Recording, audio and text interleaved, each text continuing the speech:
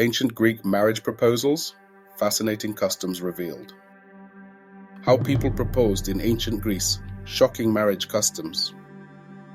Ever wondered how people popped the question thousands of years ago?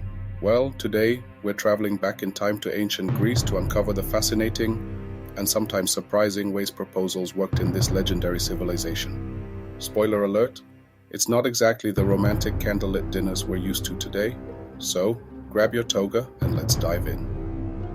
First things first, forget everything you know about modern proposals.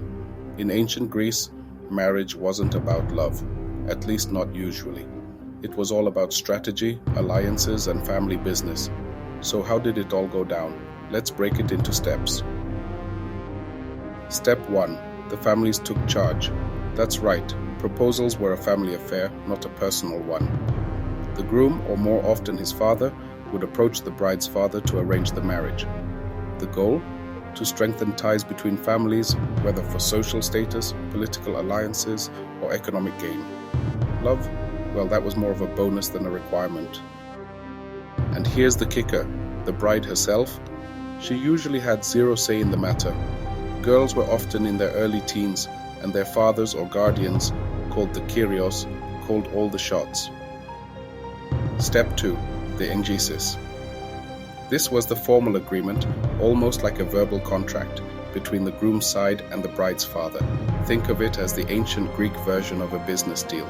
They'd negotiate terms, discuss expectations, and seal the deal, sometimes even in front of witnesses to make it official. Now, don't expect any grand romantic gestures here. This wasn't about flowers or poetry, it was all about practicality. And speaking of practicality, let's talk about the next big step. Step 3, the dowry. This was huge in ancient Greece. The bride's family would provide a dowry, think money, land, or valuable goods. The dowry wasn't just a gift, it was meant to secure the bride's financial future. Legally, it belonged to her, even though her husband managed it during the marriage. So, yeah, negotiations could get pretty intense.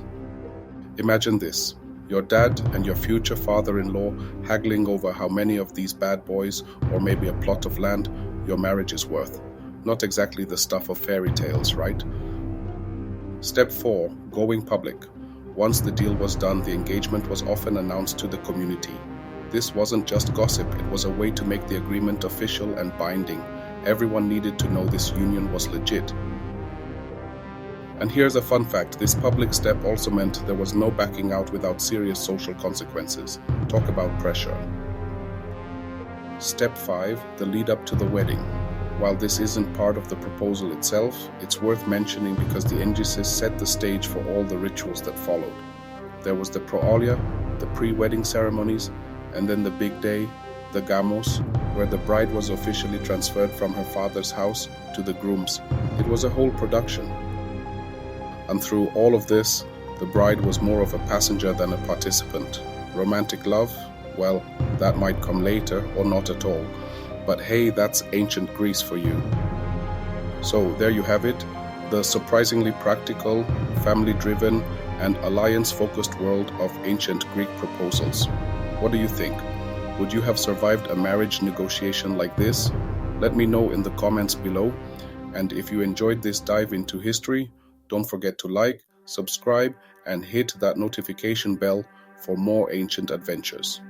Until next time, keep exploring, and I'll see you in the next video. Thanks for watching, and remember, history is full of surprises.